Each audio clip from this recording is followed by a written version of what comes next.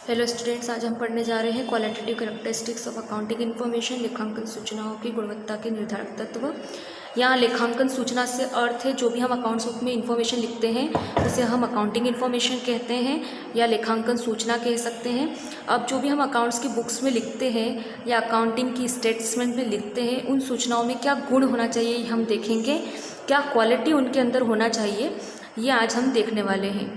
तो पहली क्वालिटी क्या होना चाहिए? विश्वसनीयता होनी चाहिए, रिलायबिलिटी होना चाहिए। विश्वसनीयता या रिलायबिलिटी का अर्थ ये होता है कि जो भी इन्फॉर्मेशन है उसके बेसिस पे हम क्या कर सके, कोई निर्णय ले सके, हम उस इन्फॉर्मेशन पे इतना विश्वास कर सके कि हम उसके बेसिस पे कोई भी निर्णय या कोई भी डिसीजन आगे जाके ले सके। तो हम उस पर विश्वास करेंगे, उसके लिए क्या होना चाहिए, उसमें कुछ गुण होना चाहिए। जैसे कि हम उसको विश्वसनीय तभी मानेंगे, उसको रिलायबल तभी मानेंगे जब उसके अंदर क्या हो, वो ट्रू हो और वो फैक्ट्स पे आधारित हो, बेस्ड ऑन फैक्ट्स, तथ्य पर आधारित हो। तथ्यों पर आधारित मतलब आपके पास कुछ ना कुछ प्रूफ होना चाहिए कि जो आपने इन्फॉर्मेशन लिखी है वो सही है। अब प्रूफ कैसे? जैसे कि मान लीजिए कि आपने किसी भी कस्टमर को कुछ भी गुड्स सोल्ड करे हैं, you sold any goods or items to a customer, then you should have a copy of invoice which is given to the customer। आपके पास कोई ना कोई बिल होगा जो कि आपने कस्टमर को दिया होगा, क्योंकि आपने उसको माल बेचा है या आइटम बेचा है, तो वो बिल की कॉपी भी आपके पास होनी चाहिए। दूसरा कि आपकी जो इन्फॉर्मेशन है वो कैसी होनी चाहिए, सही होनी चाहिए, पूरी ईमानदारी से लिखी गई होना चाहिए, इसमें कोई बेईमानी नहीं की गई हो, और एरर फ्री होना चाहिए, त्रुटि रहित होना चाहिए। त्रुटि रहित मतलब उसमें गलतियां ना हो, जितना हो सके बहुत ध्यानपूर्वक उसको लिखा गया हो और उसमें छोटी छोटी गलतियां ना की गई हो।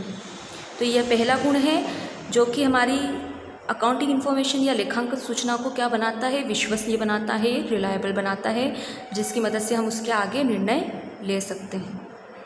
दूसरा गुण होता है हमारा रिलेवेंस, संबंधितता। मतलब जो है अकाउंटिंग इन्फॉर्मेशन क्या होनी चाहिए, रिलेवेंट होनी चाहिए। रिलेवेंट मतलब संबंधित होनी चाहिए। अब संबंधित जो सूचना है वो इस साल से संबंधित होनी चाहिए, या जो पर्सन कुछ भी डिसीजन लेना चाहता है या कोई निर्णय लेना चाहता है तो उसके निर्णय से वो संबंधित होना चाहिए। उसमें कुछ भी अननेसेसरी इररिलेवेंट चीज़ें नहीं होना चाहिए जो कि कोई काम की नहीं है, ऐसी कोई सूचना आपको नहीं लिखना है।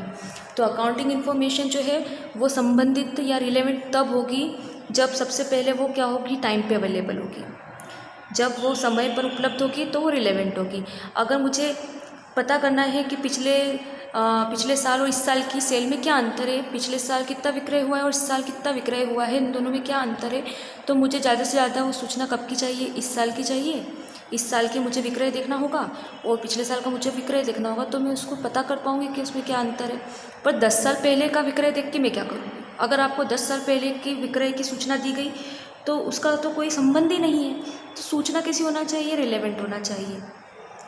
इस साल की या पिछले 2-3 साल की जो सूचना होगी वो फिर भी संबंधित होगी, लेकिन 10 साल पुरानी सूचना का हमारी अभी की सूचना से कोई संबंध नहीं होगा। फिर दूसरा क्या होना चाहिए, शुड नॉट बी अननेसेसरी और relevant so that it can help in decision making. ये गैर ज़रूरी या संबंधित नहीं होना चाहिए तो वो निर्णय लेने में क्या होगी, सहायक होगी। अब गैर ज़रूरी और असंबंधित का मैं आपको एक और एग्जांपल देती हूँ यहाँ पे।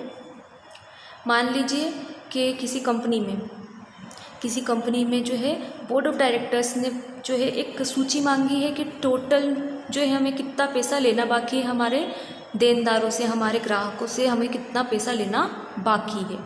अगर बोर्ड ऑफ डायरेक्टर्स ये जानकारी जानना चाहते हैं तो उनको सूचना क्या दी जाएगी, टोटल नंबर बता दिया जाएगा कि हमारे टोटल 2 लाख या 3 लाख रुपए ये जो है ग्राहकों से लेना बाकी है। तो यहाँ पे हम क्या बताया, हमने ग्राहक से कितना पैसा लेना बाकी हमने ये बताया, हमने ये नहीं बताया कि कितने ग्राहक हैं और किन किन ग्राहकों से कितने कितने पैसा लेना बाकी। हमने पूरा टोटल करके सामने बोर्ड ऑफ डायरेक्टर्स के सामने रख दिया कि हमें ग्राहकों से इतना पैसा लेना बाकी।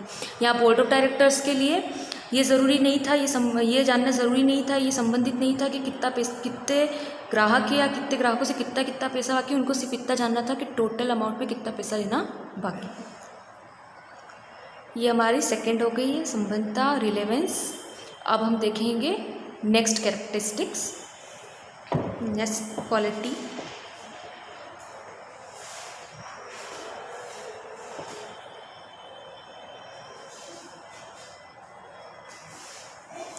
तो नेक्स्ट है हमारी बोधगम्यता, understandability. Presentation of information must be understandable. सूचनाओं का प्रस्तुतिकरण बोधगम्य होना चाहिए, जो समझा जा सके, सरल होना चाहिए। सूचनाओं को संक्षिप्त और स्पष्ट तरीके से प्रस्तुत किया जाए। It should be precise and clear. जो सूचना आप देंगे कि जिसे भी उसकी आवश्यकता है, आपने उन सूचनाओं को सामने वाले को दिया, तो आप जब वो सूचना सामने वाले को दे रहे हैं तो उसका जो प्रेजेंटेशन है, जो प्रस्तुतिकरण है, जब उसको प्रस्तुत करेंगे तो वो कैसा होना चाहिए, समझने योग्य होना चाहिए। सामने वाले इंसान को वो समझ आना चाहिए। अगर मान लीजिए नॉर्मली ये होता नहीं है, फिर भी आप मान लीजिए कि आपने किसी एक लैंग्वेज में लिख के दे दिया, बट वो लैंग्वेज या वो भाषा सामने वाले को आती नहीं, तो क्या उसको समझ पड़ेगी? नहीं पड़ेगी। तो वो अंडरस्टैंडेबल होना चाहिए, समझने योग्य होना चाहिए, ईजी होना चाहिए।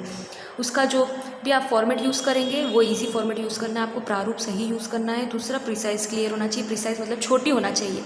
अननेसेसरी चीज़ें आपको नहीं लिखना, बड़ा कर उसको नहीं लिखना है, आपको छोटे तौर पर उसको लिखना है और साफ सुथरे तरीके से, स्पष्ट तरीके से आपको उसको लिखना है, ताकि आराम से उसको समझा जा सके, बोधगम्यता उसकी, अंडरस्टैंडेबिलिटी उसकी अच्छी हो। तो फोर्थ देखते हैं अब, फोर्थ कैरेक्टरिस्टिक्स क्या है। फोर्थ कैरेक्टरिस्टिक है आपकी कंपेटेबिलिटी, तुलनात्मक। इंफॉर्मेशन कैसी होना चाहिए? कंपेरेबल होना चाहिए।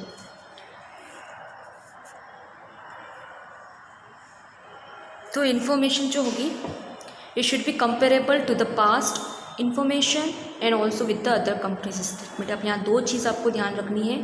पहला तो ये कंपेरेबल होना चाहिए पास्ट इंफॉर्मेशन से, दूसरा अदर कंपनी की जो स्टेटमेंट है उससे। इसकी तुलना पिछले साल की सूचना से की जा सके और दूसरी कंपनी के विवरणों से भी की जा सके। तो यहाँ क्या है, तुलनात्मक होना चाहिए कि हम अगर मान लीजिए कि हम इस साल का जो है लाभ कंपेयर करना चाहते हैं, इस साल के लाभ की तुलना करना चाहते हैं पिछले साल के लाभ से, तो हम इसको आराम से क्या कर सके, हम आराम से उसकी तुलना कर सके। दूसरा, अगर हम हमारे कंपनी के लाभों की, हमारे कंपनी के जो है व्यय की, हमारे एक्सपेंसेस की, हमारे सोर्स ऑफ इनकम की अगर कंपैरिजन करना चाहते हैं किसी और कंपनी के स्टेटमेंट से, किसी और कंपनी की बैलेंस शीट से या किसी और कंपनी के अकाउंट से, तो हम वो भी क्या कर सके, उसको आराम से क्या कर सके, कंपेयर कर सके, तुलनात्मक कर सके। अब आप आसानी से कंपेयर कैसे करेंगे, आसानी से आप तुलना कैसे कर सकते हैं, तो उसके लिए आपको ध्यान रखना है कि अगर हमको आसानी से तुलना करना है तो पहले जो हमारा जो समय अवधि है वो कैसी होना चाहिए, समान होना चाहिए। मतलब मान लीजिए कि लाभ जो है, मैंने इस साल का लाभ निकाला, तो कितने महीने का निकाला, मैंने 6 महीने का लाभ निकाला। और मैंने पहले साल के जो लाभ निकाला था उसमें मैंने 8 महीनों का लाभ निकाला। तो अब मैं कंपेयर करूँगी 6 महीने के लाभों को अगर 8 महीने के लाभ से, तो क्या ये तुलना सही होगी, ये गलत होगी? क्योंकि अगर मुझे कंपेयर करना है या तुलना करना है तो मुझे 6 महीने के लाभों की तुलना सिर्फ 6 महीने के लाभ, पिछले साल के 6 महीने के लाभ से ही करना चाहिए। तो यहाँ पे जो आप पीरियड लेंगे, जो समय अवधि रहेंगे आप, वो अवधि जो होना चाहिए वो कॉमन होना चाहिए, सेम होना चाहिए, समान होना चाहिए अवधि। दूसरा, फॉर्मेट, जो प्रारूप आप वापरेंगे, जो आप फॉर्मेट यूज़ करने जा रहे हैं, वो फॉर्मेट भी कैसा होना चाहिए, सेम होना चाहिए। फॉर्मेट, आपने कई फॉर्म भरे, आप अपना एडमिशन फॉर्म भरते हैं, उसमें एक फॉर्मेट होता है, नेम, प्लेस, एड्रेस वगैरह, तो हम उसको क्या बोलते हैं, एक फॉर्मेट बोलते हैं, हम उसको एक प्रारूप बोलते हैं।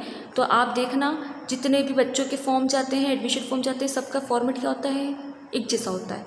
वैसे ही हमारी जो भी विवरण बनेंगे, हमारी जो बैलेंस शीट बनती है, बैलेंस शीट का भी एक फॉर्मेट फिक्स होता है।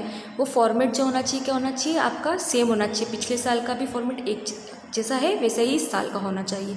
तो हम क्या कर सकते हैं, उसको कंपेयर कर सकते हैं। और ये हमारी कंपनी का जो बैलेंस शीट का फॉर्मेट है, सेम जो होना चाहिए दूसरी कंपनी का भी फॉर्मेट होना चाहिए, ताकि हम आसानी से उसको कंपेयर कर सकें। तो प्रारूप जो होता है उसको भी हम आसानी से कंपेयर कर सकेंगे। इसलिए ये हम बोलेंगे कि जो एक क्वालिटी है हमारी अकाउंटिंग इन्फॉर्मेशन की, हमारे लेखांकन सूचनाओं की, वो ये होना चाहिए कि वो कंपेरेबल हो, तुलनात्मक हो, हम उसको आसानी से तुलना कर पाए। आज के लिए इतना ही। नेक्स्ट वीडियो में हम आगे पढ़ेंगे कुछ टर्म्स, छोटी छोटी टर्म्स, कुछ परिभाषाएं जो कि हमारे अकाउंटिंग में आगे जाके हमें काम आने वाली है। Thank you.